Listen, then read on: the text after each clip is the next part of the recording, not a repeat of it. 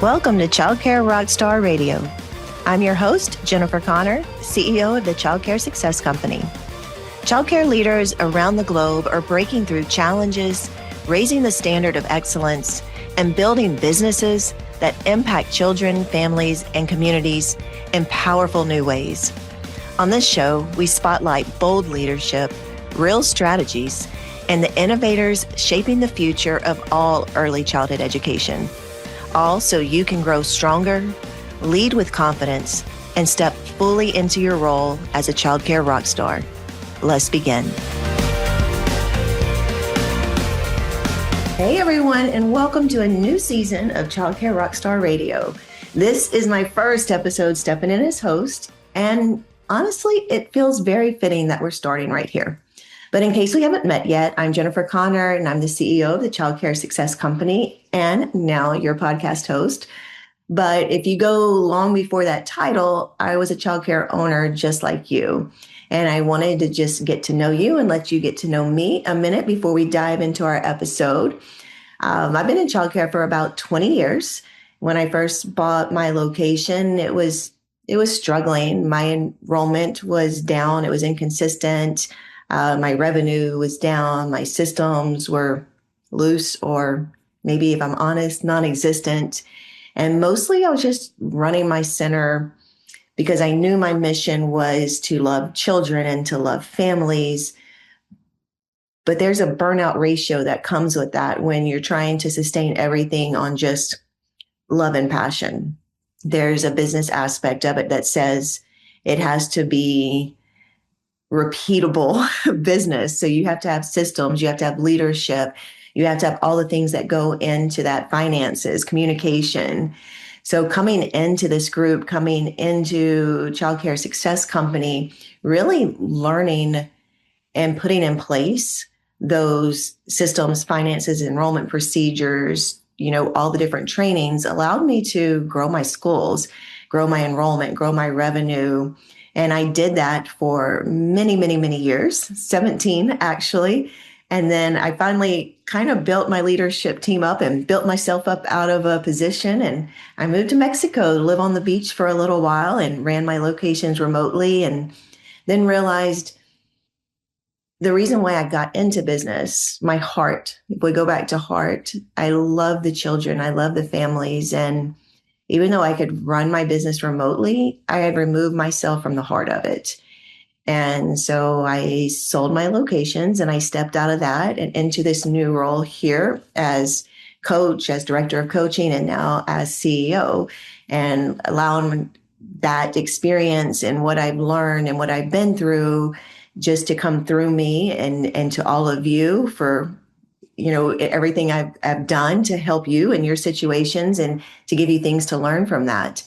So it's interesting when I talked to Michael today in this episode, he's talking a lot about the seasons of life and what season he's in. And I'm not going to give away all of the podcast, but when he was talking about seasons, it also had me reflect a lot on my seasons and things that I've done, and how even though I've grown a lot, I'm still growing, right? And I'm still outgrowing old patterns and sometimes the way of responding to things or taking things personal or carrying things that aren't mine to carry. And I love that we're on the same track with him today, and we're going to get to hear about his growth and where he's at. And it's exactly the right conversation, exactly the right episode for this first episode, because Michael's story isn't about flashy expansion or adding locations. It's about his internal growth. It's about choosing community over isolation. It's about creating space before just reacting to something. It's about learning not to take everything personal. And it's about understanding that the version of you that started your center isn't necessarily the version of you that sustains it or carries it forward. So if you're in a season of reflection, if you're questioning whether you're reacting or whether you're leading, if you're feeling stretched in ways that are uncomfortable but necessary, you're going to see yourself in this conversation. All right, today you're going to hear from Michael Ingram in this episode. He's not only a coach on our team, he's also a school owner and an advocate who's been in this early education field for more than 20 years and comes from multi-generational roots. He brings both strong systems and thinking and just a genuine respect for the people inside this work. All right, let's get into it.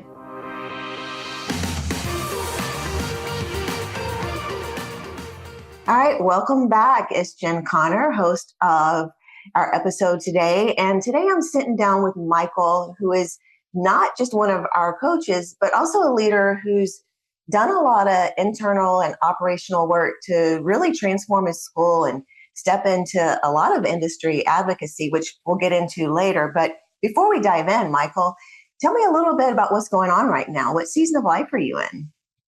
So you're probably not even ready for this answer, Jen, because the season you probably are thinking is like, am I in growth, things like that. But I'm gonna let you know I am in my spring season, and let me tell you why. I'm in my spring season because I've just come out of that space of trying to grow and cultivate and all of those things. So I'm maybe in that spring, almost summer, right, where I'm ready to enjoy some of the things that are lent to being in that spring season, that growth, all of those things. So yeah, I'm in that spring, summer, ready to eat all that fruit or vegetables that I've harvested. That's where I'm at, Jen. Analogy. Oh my gosh. Yeah, you're right. Because people think of some just strategic type of word. I've got to be in growth, operational, scaling or what have you. Spring. That is perfect. Spring. Yep. All right. So just fun information before we dig into everything. If you're in spring going into summer season, what's summer season going to look like for you? Vacation or? So summer season is, when you're in the summer, it's like picnics. It's like, doing things with friends. It's enjoying all of the things that you harvest or built in that spring. So for me, it looks like, allowing my staff to run with the ball, allowing my families in my school to really enjoy all of the things that we have to offer. And it allows me not to be here every single day, even though I am the type of owner that I can't work from home. So I have to be at my school, but I'm in a separate area so I can get things done. But that's what summer looks for me, just to enjoy and be in like the sun and enjoying all of the amazing things that I've worked for and other people who are maybe in that season or have worked for. That is beautiful. Beautiful. I love that. I'm gonna be in my spring and summer season and plan that. I like But that. don't forget about the winter, though. Don't forget about the winter, because the winter is just important as well, because that winter is when you have to like buckle down and you have to have internal conversations. So that winter space is also maybe I'm in all of the seasons because I'm in Ohio. It's cold one day, it's hot one day. So don't overlook that winter season as well. That's an important season. Well, I'm in Louisiana. It's always warm. I mean, Okay. occasionally a little bit of cold, but yeah, it feels like perpetual summer most of the time here. All right, I want to go back and kind of dive in a little bit because you did say in summer, enjoying families, but you also said, and you've talked about there was a season where you felt really disconnected from your families. What did that actually look like? Talk to me a little bit about that. So when I was a younger leader and not as evolved leader, I would take everything that my families in my school had to say to heart or in a negative way. And so like I've had to learn that I have to connect with them, right?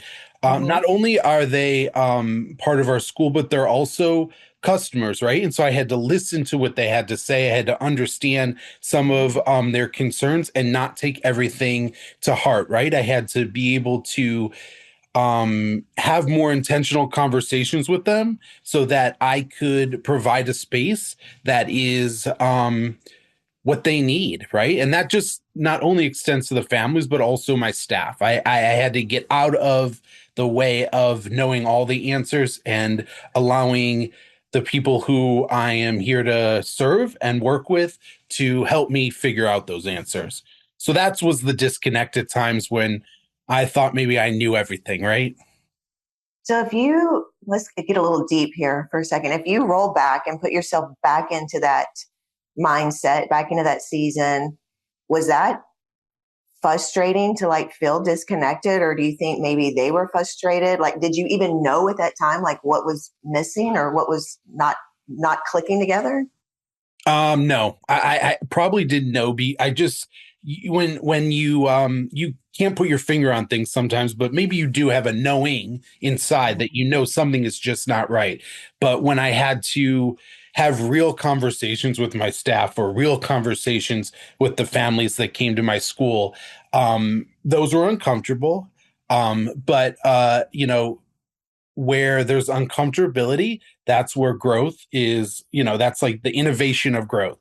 And so I had to be comfortable with being uncomfortable, right? Yes, And I love that statement. yeah, right. And so but with that being said, people say that a lot, Jen, and it's like I don't know if you're ever super comfortable, right? You just have to embrace the uncomfortability and then you can step into greatness. And that's what I think I did with my families as well as the staff, because I was able to hear them in a different way, not in a defensive or you're not doing something right way. I love that you said that because you're right. We do hear that phrase and we do say it a lot: be comfortable being uncomfortable. And are you ever really comfortable? And you said it exactly right. It's more about accepting the space you're in and being fully present and listening and not having that emotional connection to it, but then just, okay, I accept where this is. And then where do I need to go with it? So I think maybe when we say be comfortable, it's that acceptance part of it, right? Well, and you also have to remember, like, when we're talking about growth, right? Just like if we're going with the analogies of the season, maybe this whole podcast will be about that, About seasons. about seasons. But, when we think about like how beautiful flowers are, right? They're so beautiful, but the whole process of a flower like breaking through the earth and blooming, that is not beautiful. It's a lot of pain and just uncomfortability to get something beautiful. And so like if we use that analogy of like a flower in our business, it sometimes opens our mind to different things, I think. Yeah, you were saying that, and I was like visually picturing a flower trying to bloom or like a butterfly trying to break from their cocoon. And I think sometimes as business owners, as leaders, I know even myself, like I don't stop and really appreciate that part of it sometimes because I want to rush past that. I want to get past the uncomfortable piece and just get into acceptance. Like it's going to be okay, but there's beauty in that. And that's what defines how you come out the other side. I love that. All right. So let's talk about, you knew what you needed to change to connect with families. Well, you didn't know at the time, but through that, like what was changing, and you put systems in place and you put different things. But what do you think, again, kind of going back in time, was the one decision for you that probably changed everything? Or was there just like one decision that changed everything? I think there were maybe two major things. One is getting out of my own way, right? Because Mm-hmm. as owners, or business owners, we often think we know the industry so well and we understand things. We've been in it for a while. But I think that is like true death when you don't accept that there are other possibilities, there's other ways to think about things. So, with that being said, I think the second thing that was major is finding a group of people, finding somebody that can help you and not just hold your hand, but someone who sometimes will give you tough love, right? I find it so funny that we're in the business of childcare and we want to educate people and we want people to learn, but oftentimes as leaders, we forget that we have to keep learning. And if we're not learning, then we're stagnant, and then we're not going to that next season, right? We're not able to bask in that summer season. And so I think finding a group of people, finding some sort of mentoring ship, that is key in developing your business and developing you as a person. So I 100% agree. I mean, finding like-minded people that really understand and really get it definitely helps. But when you think about, the decision to find a group of people to invest in personal development for yourself and leadership skills, like what do you think has to change first? Like your mindset, or I don't want to say skill set because I think it is your mindset. So I guess walk me through more in depth of like how you came up and realized like I can't do this alone. Yeah. So I think if you are in a space where you are a bigger thinker than everyone else, or if you're in a space that you want to do more and others are telling you, no, just clip your wings and be static, right? Or if you're in a Mhm. space of, um, you know, there's something around the corner that I know that I could be innovative in, and others are like, yeah, but that's a big risk, right? That's where you have to lean into finding the people who are going to say, yeah, you can get $1 million grant to do this, or you can try a whole new business, right? And so like one of the amazing things that I did was I saw a need in our industry and I opened up an automotive business. Jen, I knew nothing about automobiles. All I knew was the things that I learned from my mentorship and coaching was that people want to be witnessed, seen, and heard, right? It was great. It lasted for a season. I sold it. And now, it taught me a lot of things.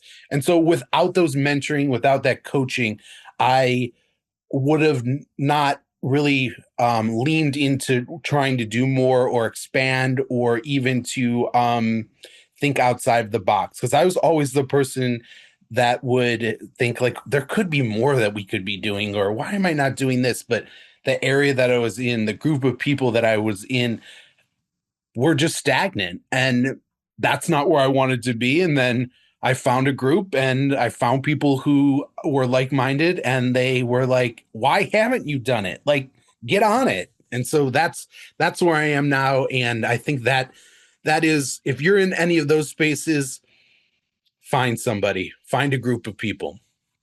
Yeah, it's gold when you can find your group of people. And I know when I was when I had my childcare businesses, it was probably the most isolating, lonely, and depressing feeling to walk into a local space of childcare owners and perhaps be and we say this loosely, smartest in the room, right? When you don't feel like there's give and take, there's no one to bounce ideas off of, there's no one to challenge you or help you grow. And it does feel stagnant. So yeah, I had to move outside of that just local community of childcare owners. Like, okay, what do I find this bigger? And that's where you find your gold and you get pushed and you elevate yourself to places you've never imagined you would go. Never imagine. And Jen, if people are listening, they need to look at their phone. And if their phone is all calls from other people about how to handle things, you need to find a new group. Yes. Oh my If God. I'm so glad you said that. That was the most frustrating thing was that this were my competitors in my local childcare centers and we played nice, but they were always calling me, hey, how do you do this? And it's like,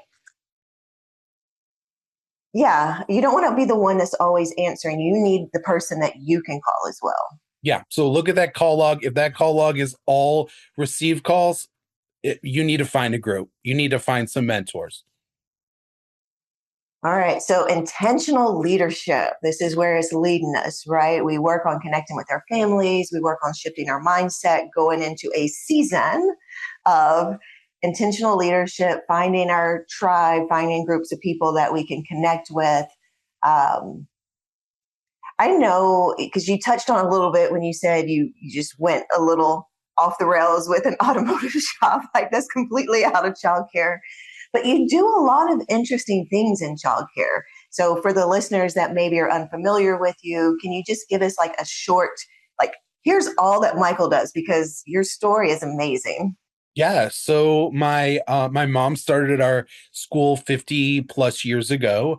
It's evolved. We've been in the same space, but I'm also a trauma informed yoga teacher. And so I saw a need that there's a lot of children who are in the space of trauma, and also a lot of children in the space of just not being understood because they might have some sort of special needs. And so at my school, about 5 or 6 years ago, we started focusing on that, right? We started working with the special needs families. We like to call them special rights because all the things that we do are all of their rights, all of the things that they deserve. So we offer OT, speech, ABA therapy, and social emotional in our building. And so we are the school that other schools will call and say, do you have an opening? So, from working in childcare, there's so many schools that keep that one child who they're like, it's not a good fit for us. But I know if he goes to the school or she goes to school down the street, that they won't be as great. They won't do all of the things that we do. So that's where I saw a need in the industry that we needed to be that school that other childcare owners could call and say, you know what, Michael, he's not a great fit at my school. We've done everything we can. I think he's a fit at your school. And so that's what we've been doing here. And so we have about 60% of our students get one or all of those services. And we also have 4 outdoor classrooms. So we're just trying to be innovative and amazing in Cleveland. And our school is in Cleveland, like just outside of, and we're on 5 acres. So most of our families don't have the ability to have that much space living in apartments and whatnot. So that's basically what we've been doing for the last, 52 years. But in the last 6 to 10 years, we've transitioned into really honing in on our market and seeing what we can do. 52 years. That's double my age. Just kidding. Yeah. Yeah. Wow, that is amazing. Every time you talk about your schools and everything you do, like I think I pick like little new pieces out how you describe it, but everything is unique and I love that. What kind of specifically with your model, what kind of challenges would you say that not necessarily are unique to you because they may apply to anybody else that's listening, but what kind of challenges do you face with doing that? So I think we have the challenge of, in our state licensing, they don't understand. They understand, but they don't build into rule how special needs students or special rights students have to be cared for differently, or even how it affects our day-to-day operations, right? The other thing I think we struggle with is we have a lot of parents who are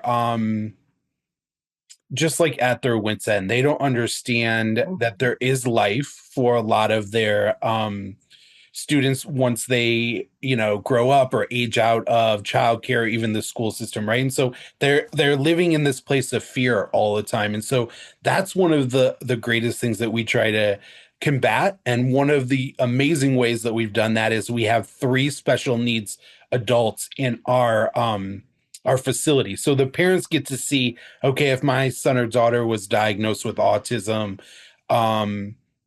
look, there is life after that. They're working and they're enjoying being in a career. And so I think that that's bridged a lot of, some of our needs and whatnot. And it's been great. But I want to kind of tie this in and transition to your advocacy work, but I'm also curious before we get into that is because is your passion for advocacy because you are doing this model and having children that may have not fit in other childcare centers. So does your advocacy work and your passion for that stem because you're so passionate about your children, or are they 2 separate things? I think they're 2 separate things. I'm very passionate about the students, and I think that they deserve all of the rights that are out there. And I also think owners or schools that want to accept children with higher levels of care, they deserve to be heard, seen, and compensated, right? And so that's why I'm out there advocating, because you can't pay us the same amount with the same liability and the same things that we have to do. Mm-hmm. My second piece with the advocacy is it goes back to the coaching and, like you said, being the person in the room that people go to, right? Um, I want to be the person that they ask about how things are going to affect childcare, because my colleagues in the industry around me, they're great, but they say things like, oh, we need to get paid more, or staff needs to get paid more. All very true, right? But I am there to tell them, okay, it costs $18,000 to fund a child in my building. What does it cost to help a family? What does it cost to help advocate for a family? I know all those numbers. So I want to be the person on the stage or at the table telling them, because legislators like when you don't know.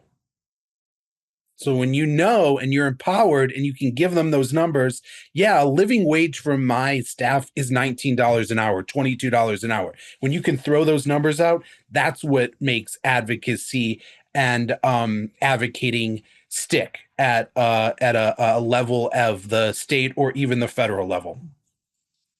I know with advocacy, it's a lot of childcare owners, they see that advocacy is happening. They see that other people are doing advocacy. So they just sit in this quiet space and they're like, okay, we're going to let someone else handle that for us.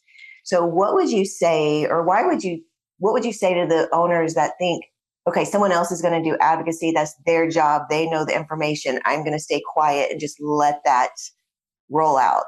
What would you say to them? What's the cost of that? Like, how is that affecting them?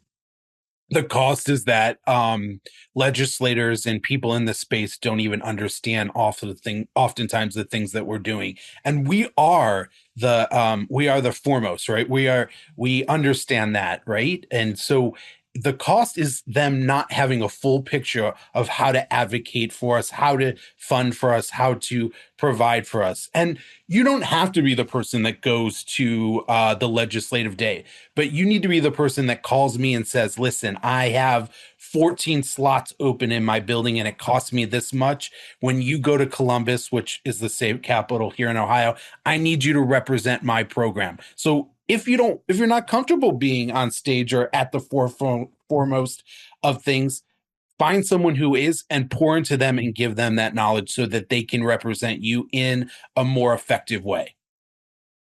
Yeah, I think, with the state of ECE right now, and I mean, we say that, right? We say like now, and in reality, it's always something. It's always been something in the past, 5 years ago, 10 years ago. It's just when we're in the present, everything feels like it's new and it's different and it's changed.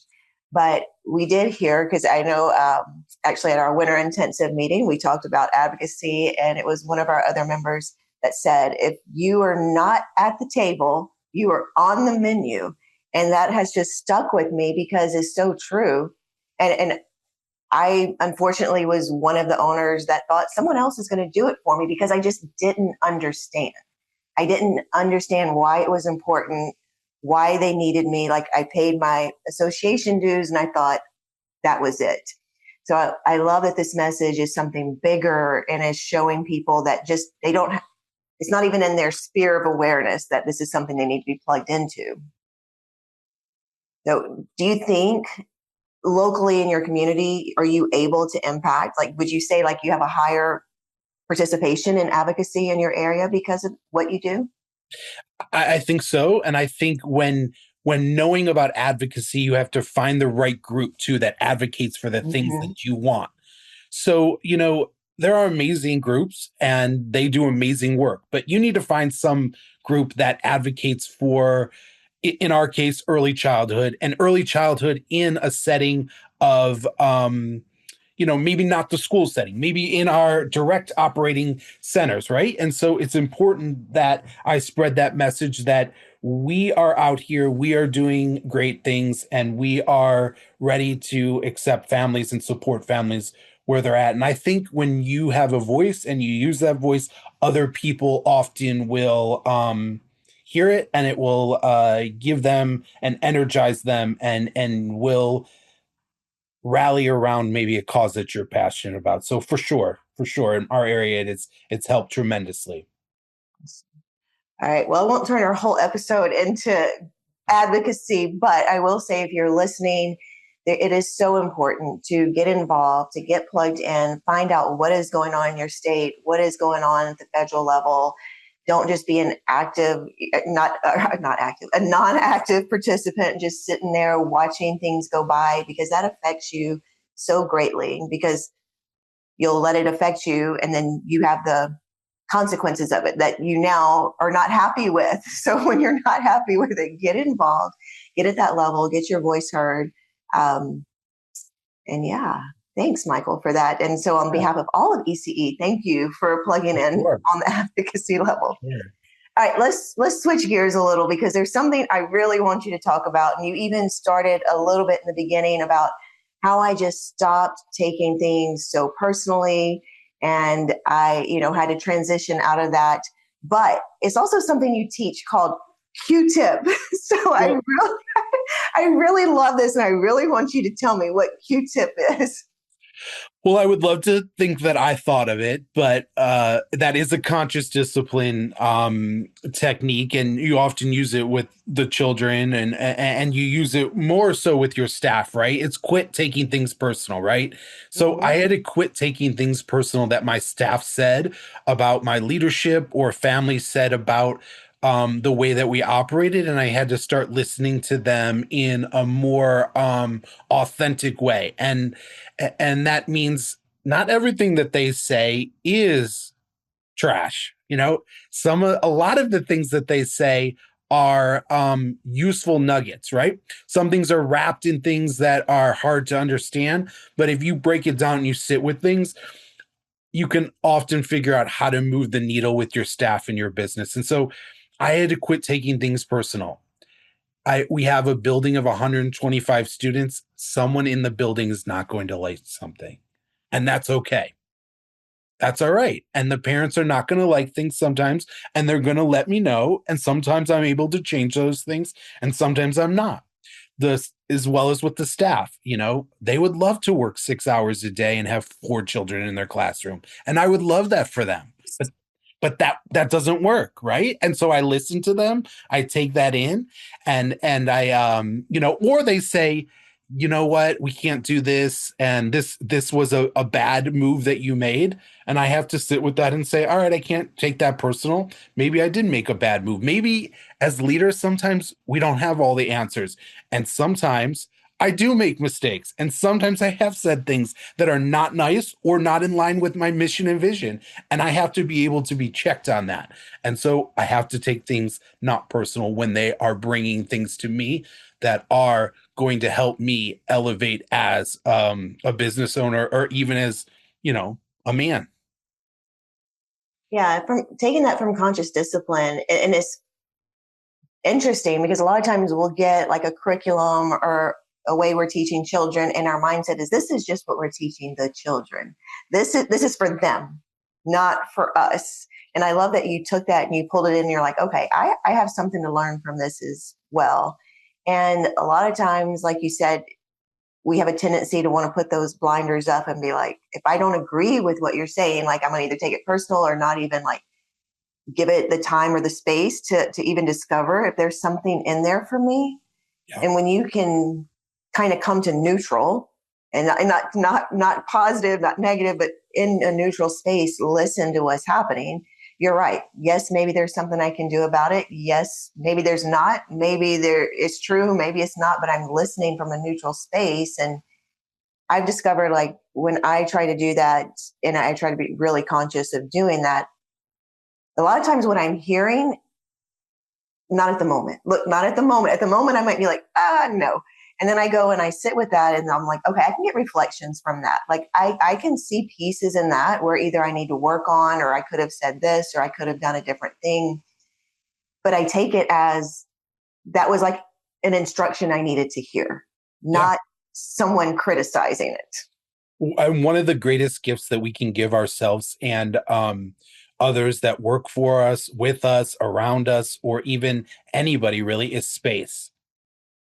If you have space, so many great things happen, right? If you put space in the beginning of your day, or space at the end of your day, or, if staff comes running into your office and says, you need to do this by tomorrow, blah, blah, blah, blah, blah, and you just say, okay, let me think about it. and you have space, when you operate out of space, that's when things fall into line. That, yes, space. That I think about that often, and that's kind of like a mantra, or if you want to call it that. A lot of times it's in my head, and I'm like, I need space around that. But what I really mean is like, I need to be in the now, in the present, not concerned with what's in the future or in the past, but right here. So I love that that is your answer. I love space. Space is that sometimes people think space is nothing, but space is everything.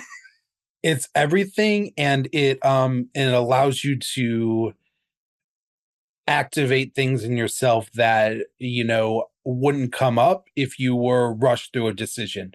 Now, with that being said, in our industry, sometimes we have to make decisions on a dime. Of But if you course. can put space with anything in your life, I guarantee you that it will help you.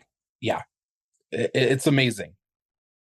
All right. Well, before we finish, there is one more thing I just wanted to kind of touch base with you on, because a lot of our listeners, a lot of the people in this industry always think that to scale or to grow means we need more classrooms, we need another building, we need, more. But you also talked about it doesn't always mean scaling. Sometimes it means like putting in systems and different things. So when you talk about systems and how systems equals freedom for you, say more about that.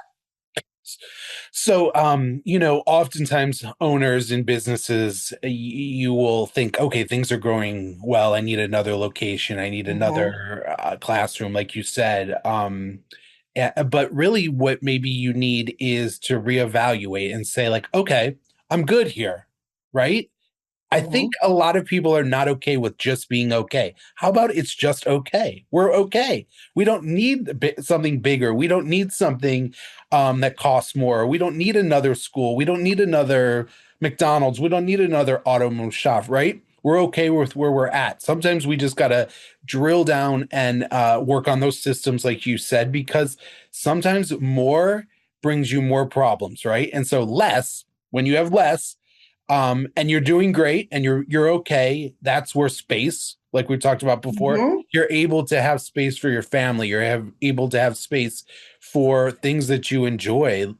Life is not about build, build, build, build, build, build, and then not having that winter, like we talked about. I was Not, like, you don't have summer. You need you have to you have a need summer you need season. that summer, and then you need that winter, because winter is like, okay, I'm at the summer, then winter's like, all right, I'm coming down, right?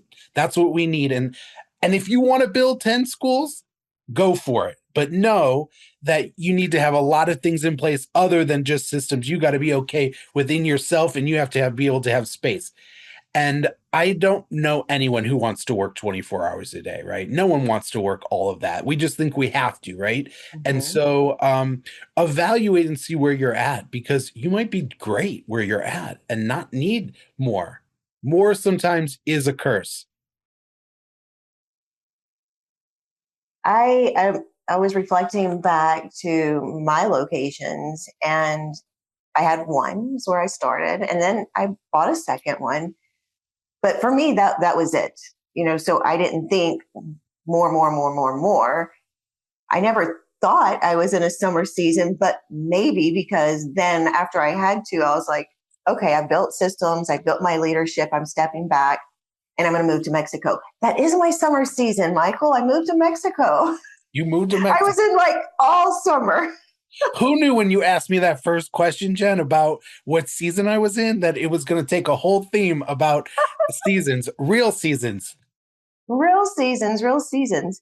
But it's about, so to me, listening to that and reflecting on myself and what you just said, it's about honesty, being honest with yourself.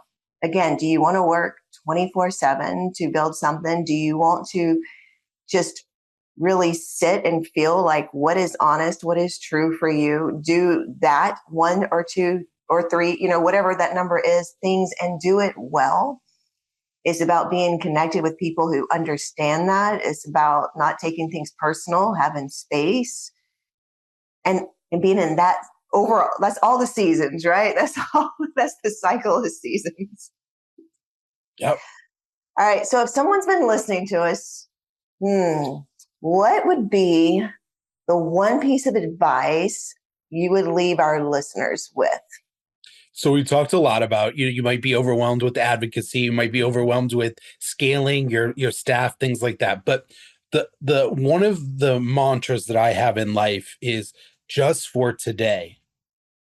Just for today, be the best boss you can be. Just for today, be the best husband or wife that you can be, right? Just for today. If sometimes you think, all right, I got to do all of these things, it's overwhelming. So if you are in that overwhelmed space, just for today, delegate something. Just for today, reach out to a parent and see how you can improve your school. Just for today, pull in that one employee that drives you crazy every single day, pull her or him in and ask how you could be a better leader. Just for today.